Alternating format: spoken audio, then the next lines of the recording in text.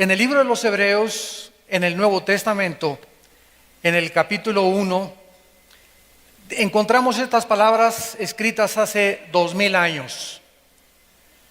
Dios, habiendo hablado muchas veces y de muchas maneras en otro tiempo a los padres por los profetas, en estos postreros días nos ha hablado por el Hijo, a quien constituyó heredero de todo y por quien asimismo hizo el universo, el cual, siendo el resplandor de su gloria y la imagen misma de su sustancia, y quien sustenta todas las cosas con la palabra de su poder, habiendo efectuado la purificación de nuestros pecados por medio de sí mismo, se sentó a la diestra de la majestad en las alturas. Hace aproximadamente un siglo, uno de los más grandes ateos, Friedrich Nietzsche, alemán, que influyó el fascismo, el nazismo y el comunismo, y este hombre influenciado también por otro hombre llamado Carlos Darwin, comenzaron a enseñar el racismo, que se podía crear una super raza y que todos los de piel morena o oscura tendrían que ser eliminados, porque de acuerdo a Carlos Darwin, que fue el racista más grande del siglo pasado, o que influyó por lo menos en la mayor parte de los pensamientos y las ideologías, estableció esto, que tarde o temprano la raza blanca tendría que conquistar a los de raza morena o oscura. Este hombre, Friedrich Nietzsche, asentó en uno de sus libros que el perdón, la humildad y la mansedumbre eran virtudes de los hombres débiles, que no se podía dentro del ateísmo tolerar estas virtudes porque Jesucristo había perdido la batalla al dejarse haber crucificado. Es interesante que todo el siglo XX se caracterizó por el más grande número de ateos de toda la historia, porque antes del siglo XX los más grandes físicos matemáticos, astrofísicos como Isaac Newton, que estableció las leyes de la gravitación, Blaise Pascal, Louis Pasteur, Faraday, eran cristianos y escribieron libros de comentarios acerca de cómo ellos habían encontrado al Hijo de Dios. Pero el siglo XX se caracterizó por una tecnología insuperable, por avances científicos como jamás en 18 siglos se habían alcanzado, y ensoberbeció al ser humano, y las influencias y las ideologías ateas permearon todas las universidades, no solamente de Europa, sino de Estados Unidos. Por ejemplo, en Estados Unidos, la Universidad de Harvard, Princeton y Yale fueron fundadas por pastores para entrenar a pastores y misioneros. Y ahora son los estandartes y los iconos más grandes del ateísmo, de la pornografía, de todo aquello que es anticristiano y antisemitismo.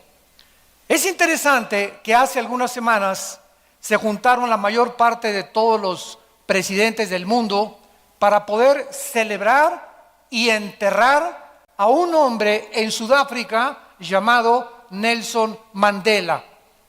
¿Qué fue lo que caracterizó a este hombre, que es el único del siglo XX que ha destacado?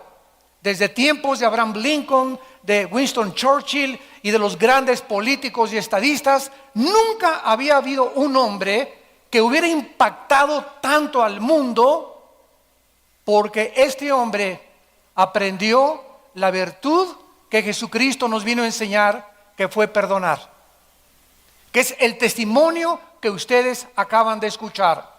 Lo contrario, la antítesis de las tesis de Nietzsche son las que encontramos en la Biblia.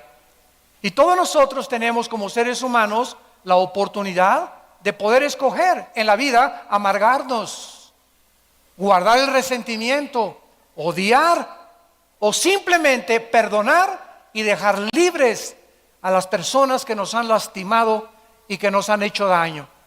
Y esto es lo que Jesucristo nos vino a enseñar cuando en una cruz, antes de morir, después de haber sanado, echado demonios, habiendo hecho tantos bienes a la humanidad, moría solo, abandonado en la cruz, con su madre, 2 mujeres y un solo apóstol, Juan, diciendo antes de morir: Padre, perdónalos, porque no saben lo que están haciendo.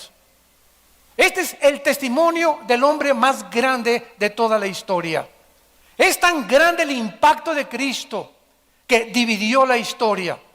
Hace algunos meses tuve un debate en una radiofusora con un ateo, y este hombre se atrevió inclusive a decir y afirmar: es que ni siquiera Cristo apareció en la historia, es algo que inventaron los cristianos. Yo le pregunté a este ateo: perdón, ¿qué día es hoy? Y me contestó: estamos a 2 de mayo de 1999. Y le contesté: ¿desde cuándo estamos contando 1999? Y comenzó a dar de vueltas con su cabeza y dijo, casi tosiendo y de una forma avergonzada, casi rojo: desde que Cristo nació. Entonces le dije: ¿cómo es posible que usted, sabiendo que la misma historia se cuenta antes y después de Cristo, pueda usted atreverse a negar la existencia de este hombre que dividió la historia? Ni Buda, ni Mahoma, ni Hare Krishna, ni Zoroastro, ni ningún líder que usted me pueda mencionar ha impactado a la humanidad como el Hijo de Dios.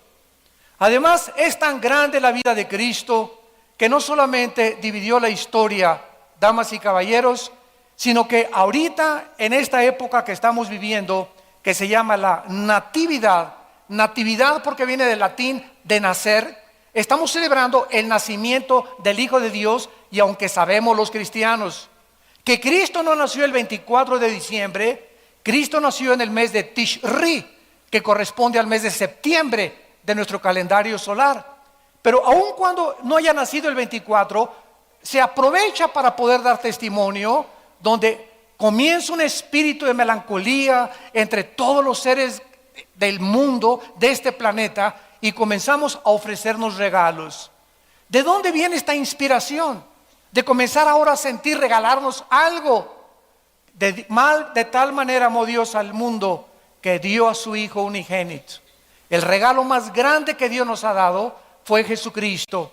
Y desde hace 2000 años a nuestros días, nosotros celebramos la Navidad regalándonos algo, porque viene del regalo que Dios nos dio en la persona de su Hijo Jesucristo. Hasta los ateos tienen la cena de Navidad en esta época. Y nos damos cuenta que no solamente Cristo es el divisor de la historia, y también se celebra su nacimiento, porque si yo te pregunto, ¿tú sabes cuándo nació Buda? ¿Cuándo nació Mahoma? ¿Cuándo se celebra el cumpleaños de Mahatma Gandhi? ¿O cuándo se celebra el cumpleaños del Maharaji Hashi Kachimakakachi? ¿O cuándo se celebran los cumpleaños de todos estos supuestos, o del Dalai Lama, líderes religiosos? Nadie sabe. Pero es precisamente el cumpleaños del Hijo de Dios el cual reúne a más de las casi 199 naciones que forman el planeta Tierra actualmente. Comenzamos nosotros a celebrar, a dejar de trabajar, y se da vacaciones a todo el mundo. Pero también celebramos su muerte y resurrección en la famosa Semana Santa.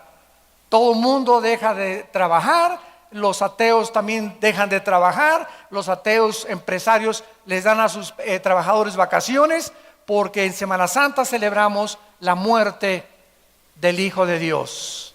Qué impactante es poder descubrir la vida de Cristo, no en el Código Da Vinci, no en las películas, no en las historietas que llenan las bibliotecas en miles de volúmenes en el mundo, sino que hay un libro, y es el único libro en el cual podemos nosotros verdaderamente descubrir la vida de Jesucristo, porque fuera de la Biblia cualquier información que tú tengas de la persona de Dios o de Jesucristo es una deformación de su carácter.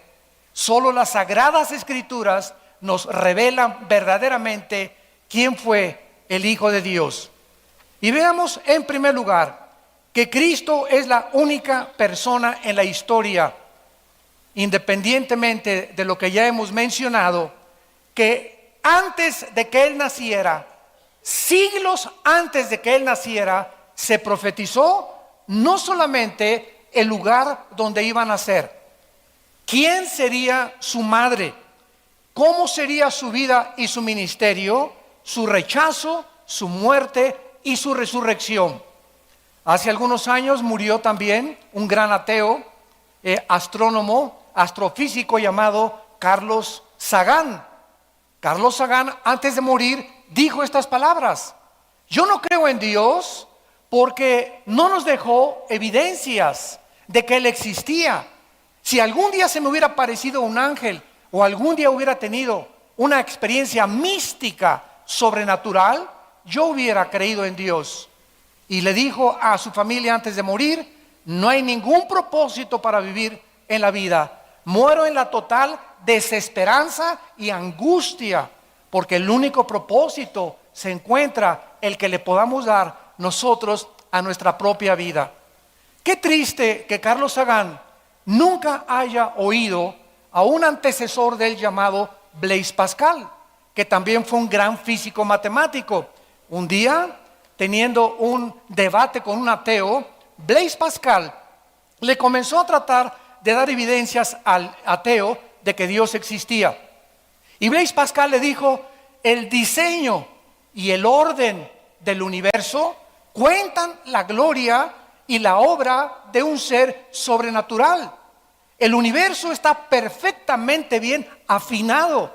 La rotación de la Tierra sobre su eje de 23 grados y medio, las vueltas de la Tierra alrededor del Sol, las órbitas elípticas y las órbitas de los planetas, y quién está deteniendo que se estrellen galaxias contra otras galaxias, que de acuerdo a Newton es la ley de la gravitación que existe en el universo.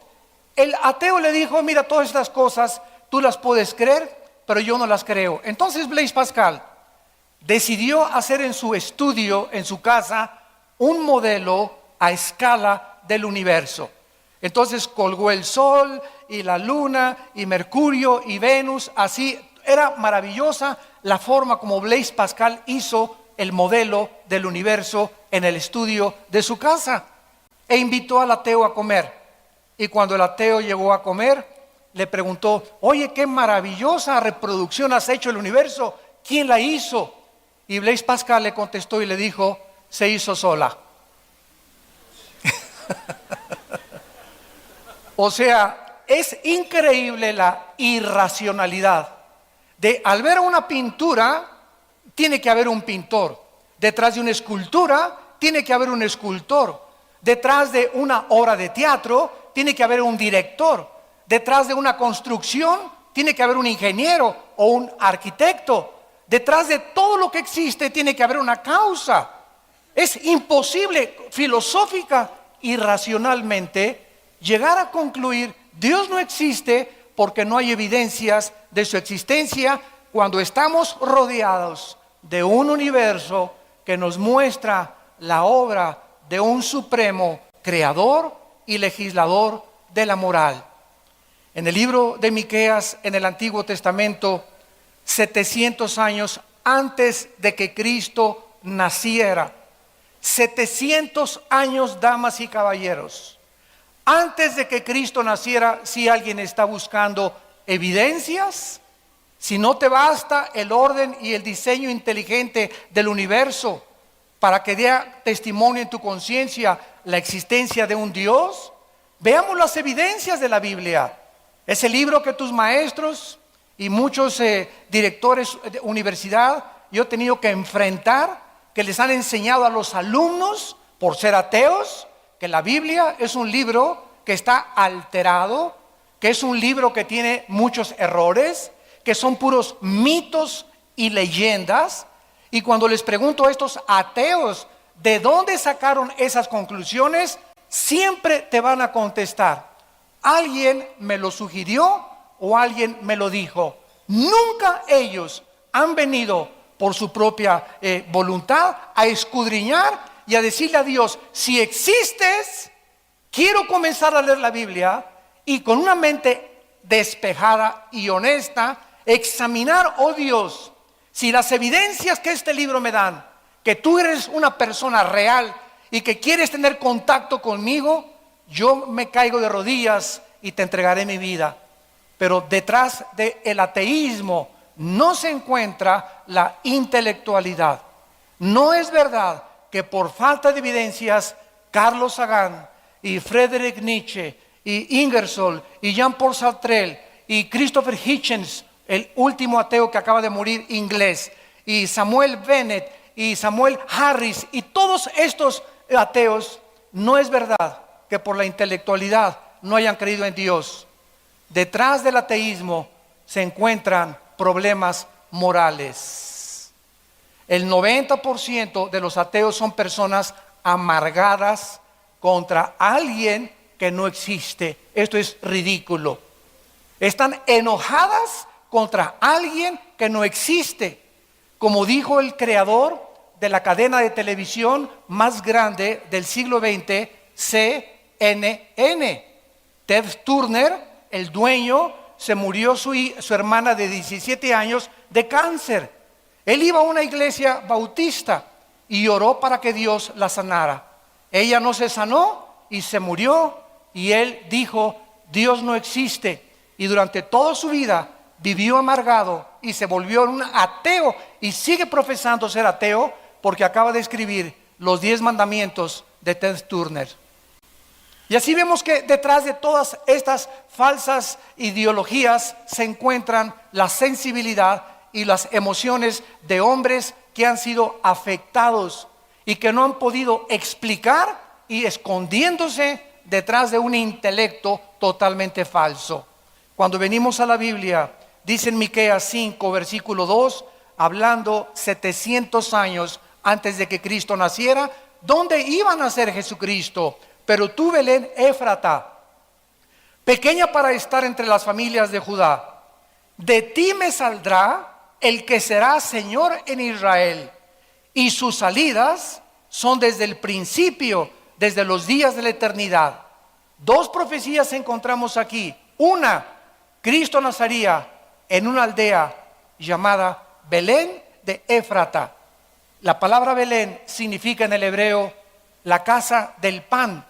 En otras palabras, el Mesías, el Salvador, el que vendría a alimentar nuestra vida, nacería donde se produce el pan, porque a él se le llamó el pan de vida.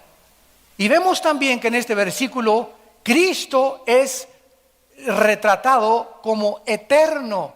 Sus salidas son desde el principio. Cuando Dios hizo los cielos y la tierra, Cristo existía con el Padre. Cuando nació en Belén, simplemente tomó un cuerpo humano, pero él ya existía con anterioridad. En segundo lugar, en Isaías capítulo 7, versículo 14, se describe hace 750 años quién sería su mamá.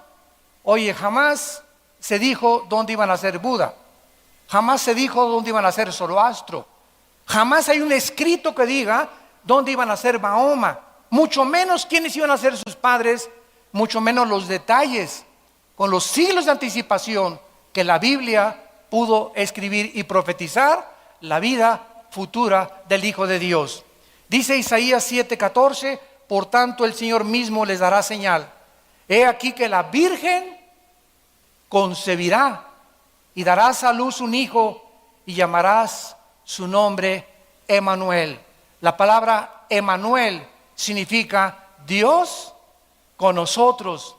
Damas y caballeros, ¿cómo es posible que una virgen pueda parir? Si es virgen es porque no ha tenido relaciones, esto es normal.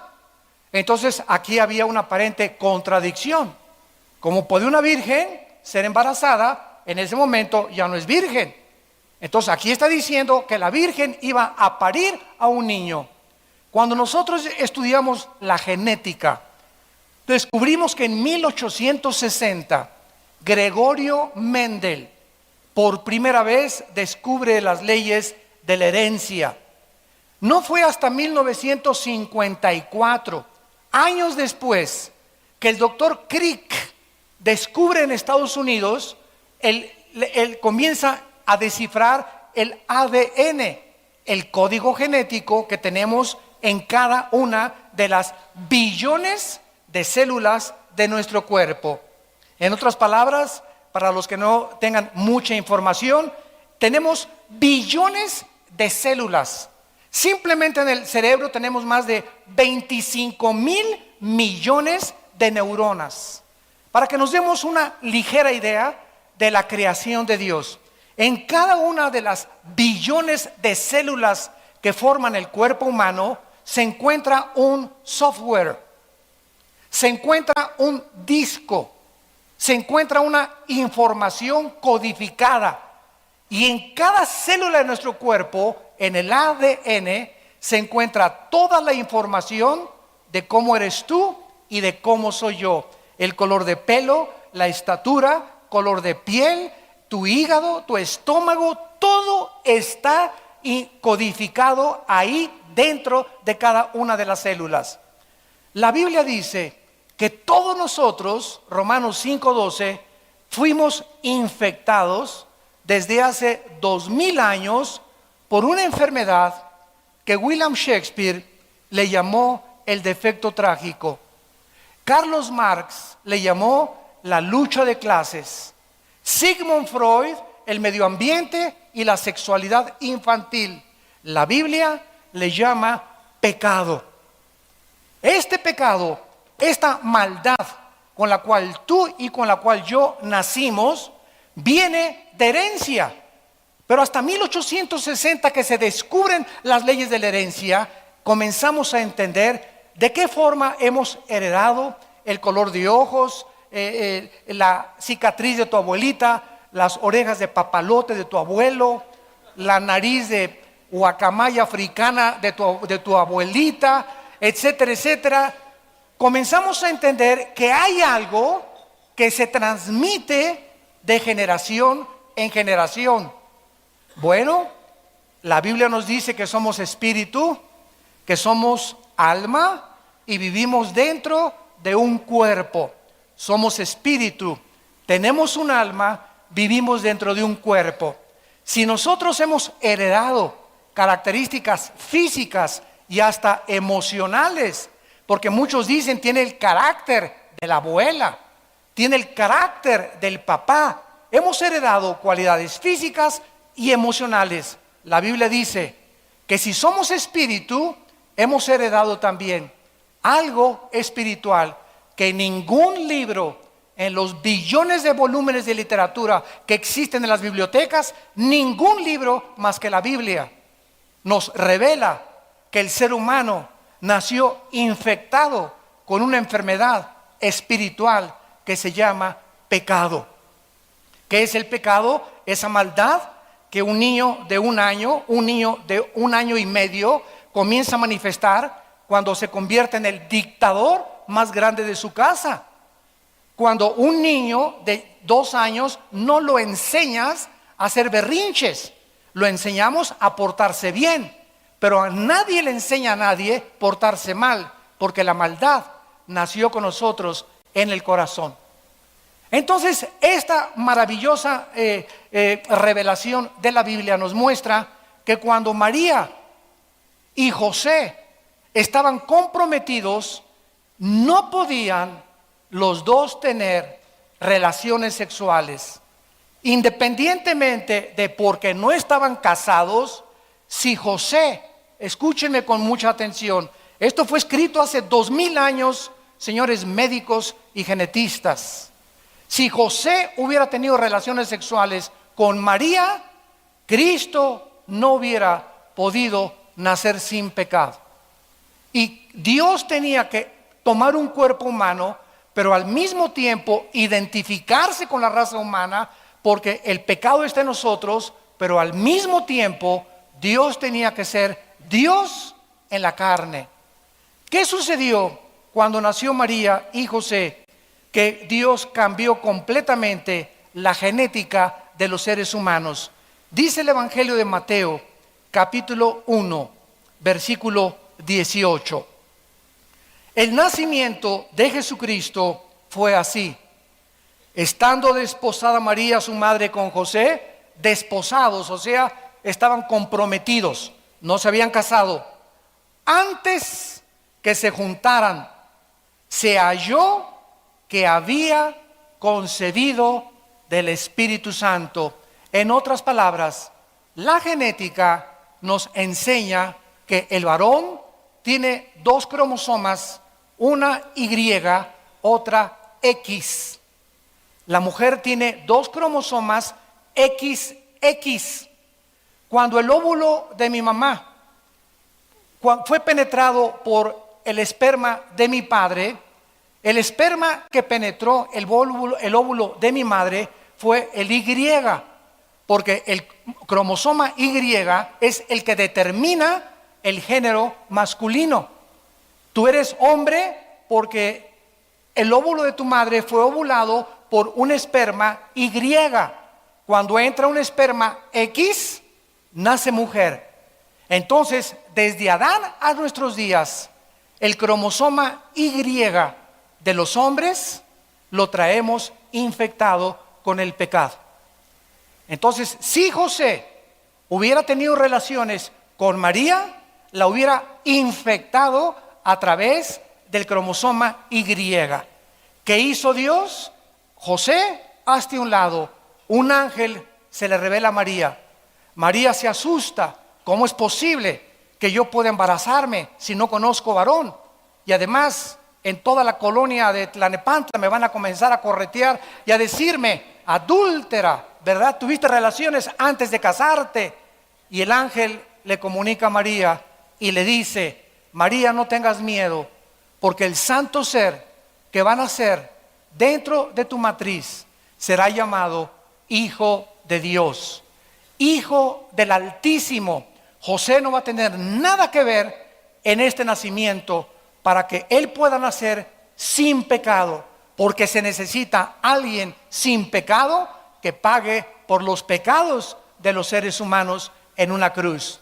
José también se espantó, y entonces cuando él comienza a darse cuenta que le comienza a crecer la pancita a María, imagínense nada más qué decepción de un hombre, ¿verdad? Oye, tú y yo no tenemos nada que ver, ni siquiera te he dado besos, y de repente ya estás embarazada. Un ángel se le aparece a José también y le dice a José: no tengas miedo de recibir a tu mujer, porque nadie la ha embarazado, la embarazó el Espíritu de Dios. Esto es maravilloso. Cuando la genética hace algunos siglos comenzó a ser descubierta, y nos comenzamos a maravillar y a decir: la Biblia tenía razón. Hechos científicos, químicos, arqueológicos, antropológicos, psicológicos, físicos, matemáticos, biológicos, que apenas han comenzado a descubrirse. La Biblia es más antigua y más moderna que el periódico de mañana en la mañana. Esta inspiración de la Biblia, estas profecías nos hablan que el autor no pudo ser el ser humano. Y como es el único libro que nos revela verdades absolutas, es el libro más controvertido, más atacado, más desechado y más calumniado de todos los libros que existen religiosos. Nunca se han preguntado por qué los grupos de rock satánicos, como Judas Priest, como los Rolling Stones, siempre se pintan el 666. ¿Por qué no el 555 o el 333? ¿Por qué los pentagramas de los ritos satánicos usan el 666? ¿De dónde salió este número? De Apocalipsis capítulo 13. Va a ser el número con que el anticristo va a gobernar a las personas cuando él haga su aparición en Europa y el Medio Oriente. Oye, ¿y por qué este hombre Marilyn Manson, verdad, que dijo que él era hijo de Satanás, cuando predica, la Biblia la agarra en sus presentaciones, la muerde, agarra un pollo le arranca las plumas al pollo, agarra la sangre del pollo y escupe en la Biblia. ¿Por qué tiene que ser la Biblia? ¿Por qué no el Corán? ¿Por qué no el Mahanivana Sutta? ¿Por qué no el Tripitaka de Buda? ¿Por qué no otros libros? ¿Por qué tiene que ser la Biblia el objeto del odio en las películas? ¿Por qué los cristianos? ¿Por qué Cristo es a cada momento Jesus Christ? ¿No se han fijado? Todo mundo, hasta los ateos en Estados Unidos y en Europa, cuando algo pasa, Jesus, o oh my God, oh mi Dios. Oye, pero si tú eres ateo. Expresiones que no nos preguntamos, está arraigado en la conciencia del ser humano. Entonces, ¿por qué este ataque contra la Biblia? ¿Por qué a Madonna? Cuando le preguntaron que por qué traía tantos crucifijos colgando en sus blusas, si era religiosa, y Madonna contestó, no, no soy religiosa, simplemente me gusta traer hombres desnudos junto conmigo. ¿Por qué tiene que ser Cristo y por qué tiene que ser el objeto de Lady Gaga? Cristo, el ataque de sus canciones. ¿Por qué ningún otro religioso, ningún otro líder? ¿Por qué Él es? Porque la Biblia nos muestra que Él es el camino, la verdad y la vida. Por eso nada más.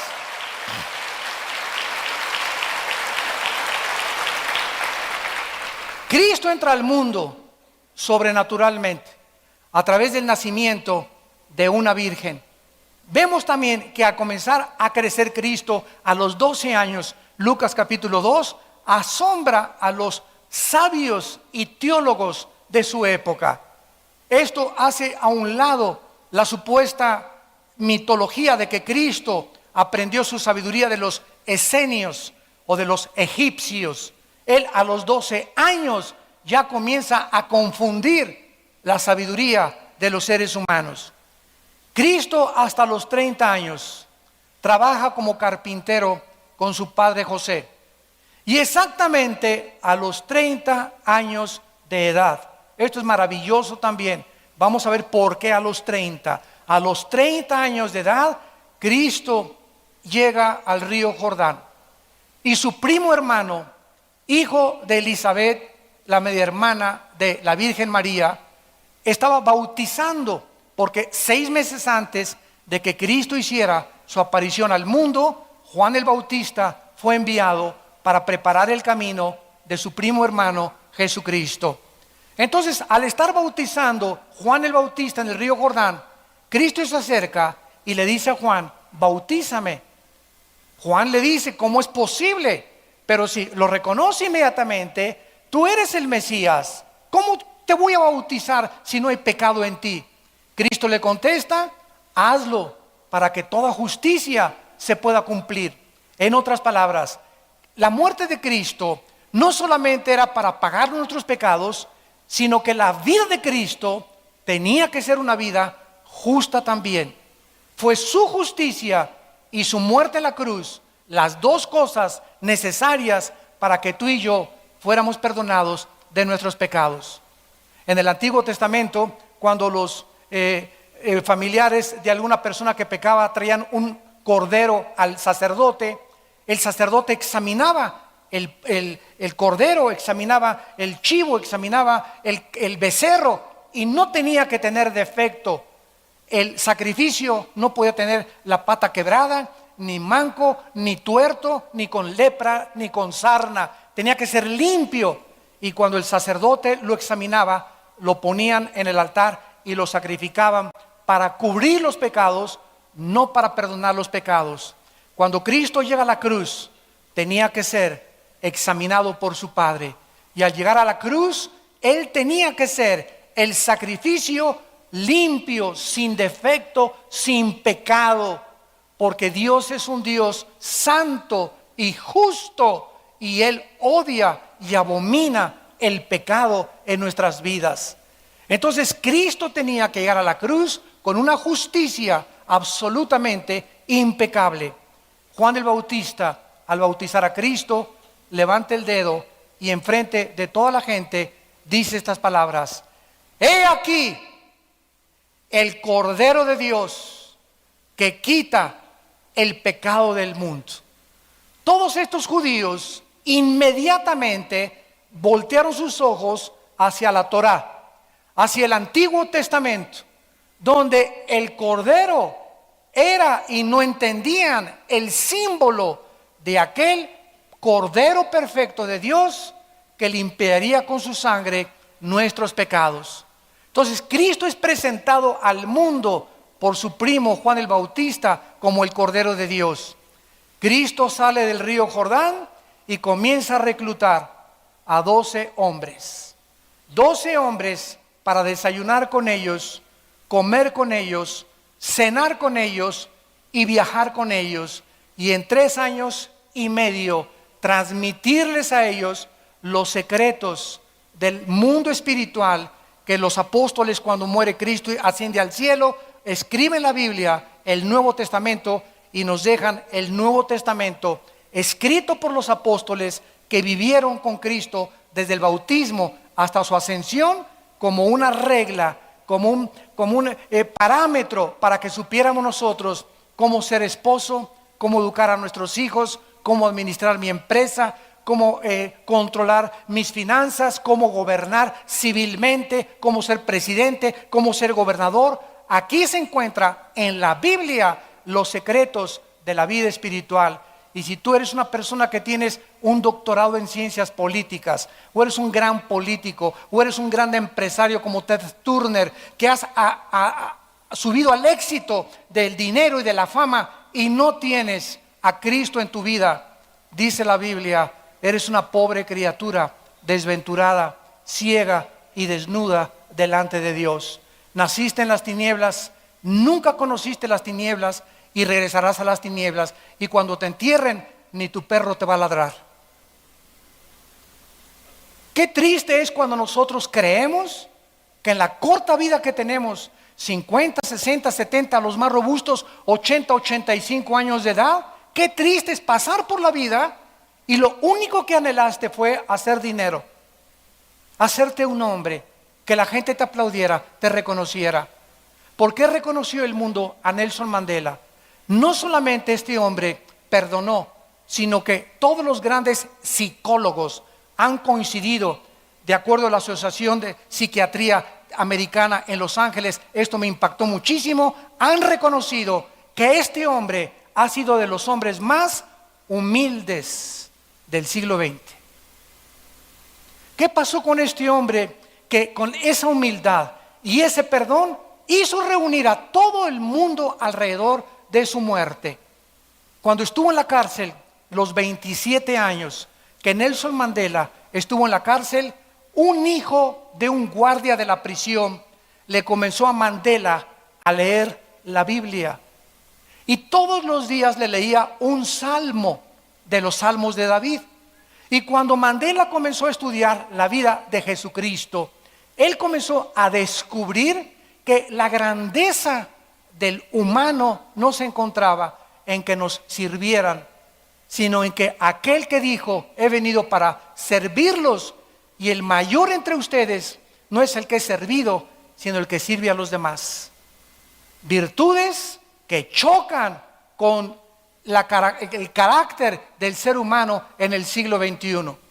Ahora todos los seres humanos, ¿verdad? Queremos, a ver, tráeme esto, y por acá, y por allá, y traer guaruras, y traer por acá, y que la gente, y siempre que tienes gente a tu alrededor te sientes grande, manejas así ni volteas a ver en tu Lamborghini, ¿verdad?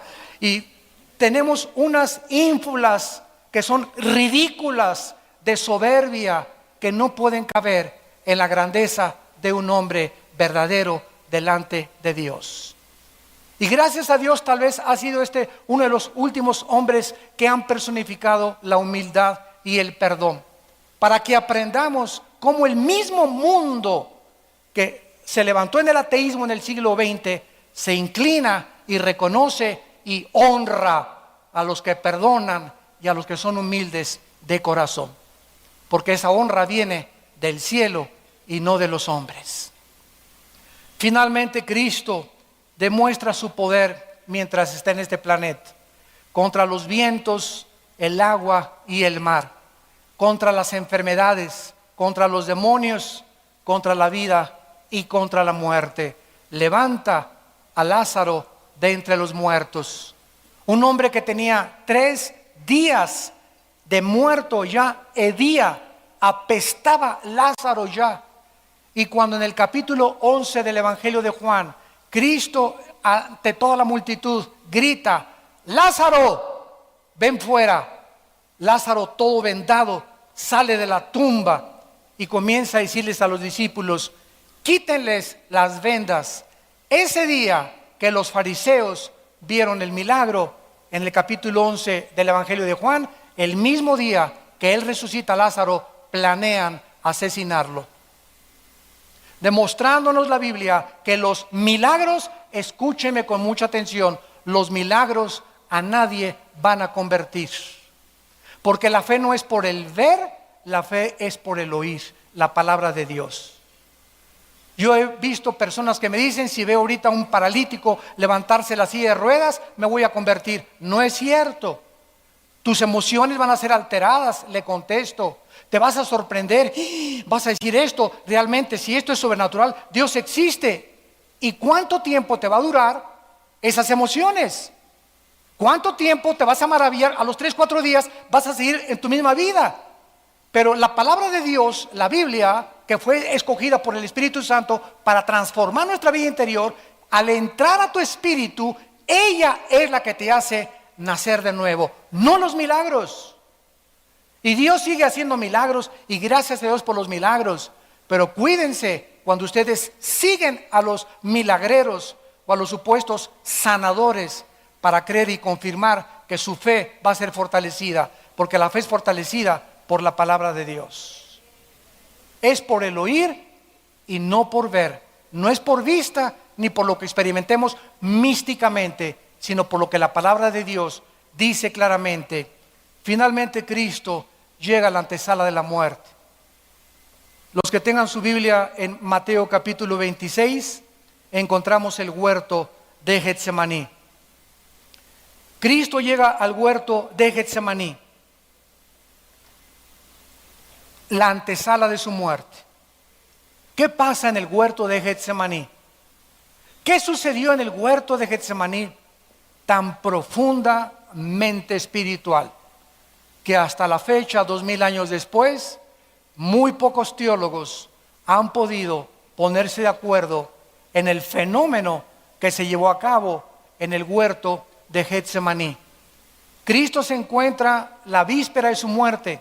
Escuchen, Él sabía la hora, el día, los minutos y los segundos y el año en que lo iban a capturar y en que iba a morir.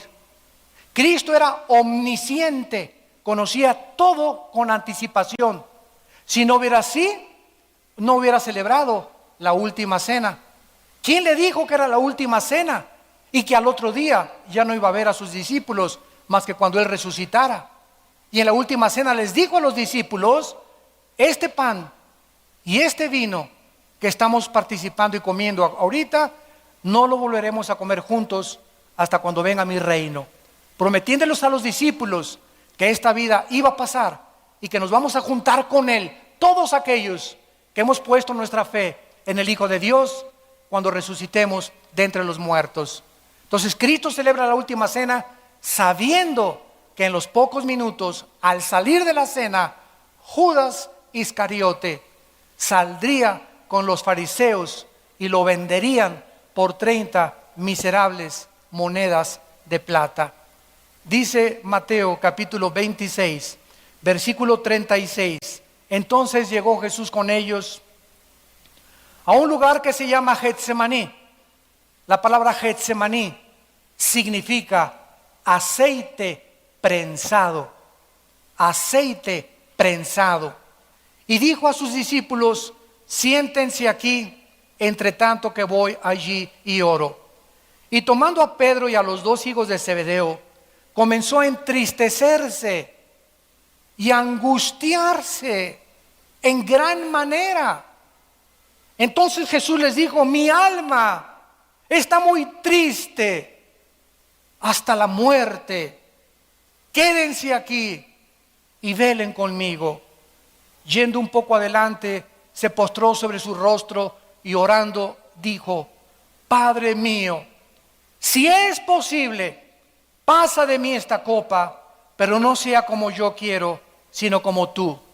Vemos nosotros en Getsemaní, en la antesala de la muerte, que se llevó a cabo un fenómeno médico tremendo que se llama hematohidrosis, en el idioma científico, hematohidrosis. La sangre comienza a salir de los poros del Hijo de Dios. Qué presión tan profunda Él experimentó en esos momentos, espiritualmente hablando, desde luego, que hizo que la sangre, el corazón, bombeara con tal fuerza su sangre que se saliera a través de sus glándulas sudoríparas. El páncreas, de acuerdo a los médicos, promueve el aumento de las lisoginasas que se derraman en el torrente sanguíneo, diluyendo el cemento endotelial que produce el paso de la sangre a través de los capilares cuando se mezcla con el sudor. Es el sangrado hacia las glándulas sudoríparas. Aquí se establece, damas y caballeros, el principio más grande del Evangelio de Jesucristo. Padre, le dice Jesús a su Padre celestial, ¿no hay una manera diferente en la que los hombres sean salvados? ¿No les podrías decir cada quien siga su propia religión porque todas las religiones conducen a Dios, como dijo el gurú? ¿No es posible que cada quien se porte bien y al final todos nos vemos contigo, Padre Santo, al cambio que tú eres bueno y misericordioso? ¿No hay manera que mejor mandes a un arcángel o que te les aparezcas y les digas, ¡bu! En la noche se van a condenar, hay un infierno, arrepiéntanse? ¿No hay otra manera? Y la respuesta del cielo fue no. Sin derramamiento de sangre, Hebreos 9:22, no hay remisión de pecados. ¿Por qué?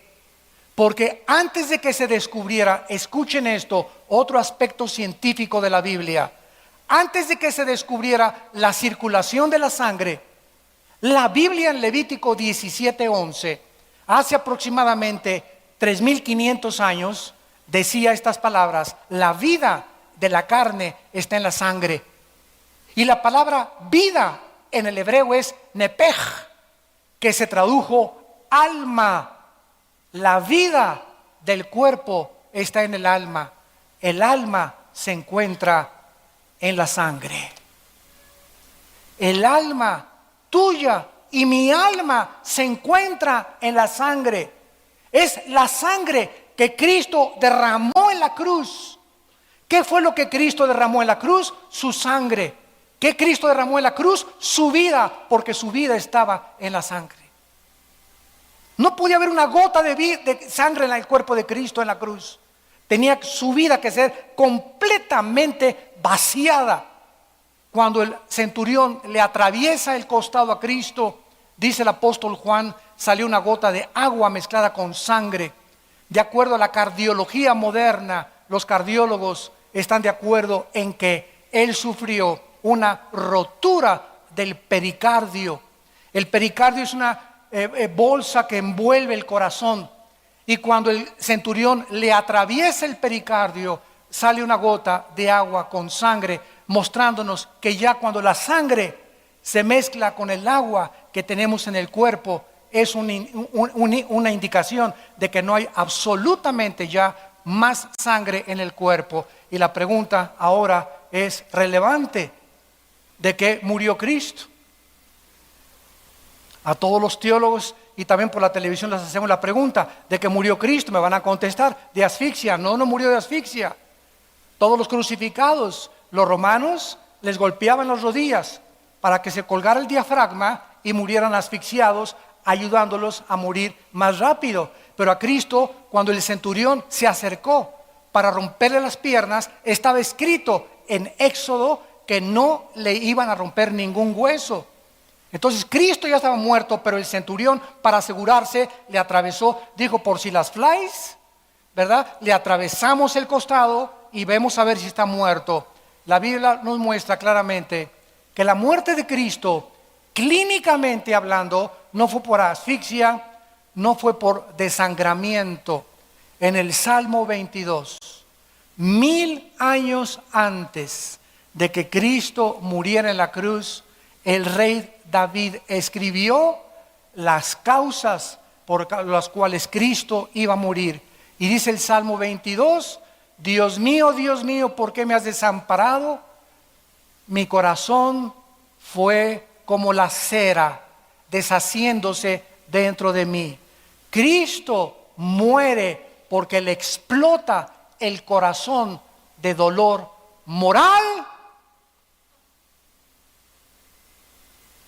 Cuando nuestros pecados fueron puestos sobre su cuerpo, el santo, el justo de Dios, no pudo soportar que en ese momento su padre le abandonara en la cruz. Por eso anticipó David diciendo, ¿por qué me has desamparado? Y Cristo gritó, lama, lama sabactani, que en arameo significa, ¿por qué me has desamparado? Algo misterioso pasó en la cruz. El Padre Santo se separa del Hijo cuando nuestros pecados son puestos en el Hijo. Y esos instantes, esos segundos de separación entre el Hijo y el Padre fue lo que hizo a Cristo exclamar en Getsemaní, oh Dios, por favor, si hay otra manera, pasa de mí esta copa. Él no tenía miedo a los clavos, no tenía miedo a los látigos romanos, no tenía miedo a la crucifixión y a las espinas de su cabeza. Lo que a Cristo lo angustió es que nunca en la eternidad antes había sido separado de su Padre. ¿Y qué es el infierno? El infierno es la eterna separación de Dios. ¿Por qué tú vives un infierno actualmente? Porque vives lejos de Dios. ¿Por qué vives estresado? ¿Por qué vives angustiado? ¿Por qué vives con tanto rencor, con tanta amargura? Porque Dios no está en tu vida ni en tu corazón. Y cuando tú clamas a Dios, oh Dios, ven a mi vida, entra, te necesito. Sin ti no puedo hacer nada. Es cuando una paz que sobrepasa el entendimiento guardará tus pensamientos y tu corazón en Cristo Jesús. Cristo es arrestado en el huerto de Getsemaní por Judas y los soldados y es llevado a la cruz. Lo acusan testigos falsos. Actualmente le llaman revolucionario a Cristo. Primer comunista, un iluminado de todos los que ha habido, maestro de moral, que tenía de amante a María Magdalena. Sin embargo, la Biblia nos muestra que Él es el principio de todas las cosas. Porque Dios, habiendo hablado muchas veces, de muchas formas, en otros tiempos, por los profetas, la última palabra de Dios a nosotros, de hace 2000 años para acá, es Jesucristo. Y Jesucristo nos dice, yo soy la resurrección y la vida.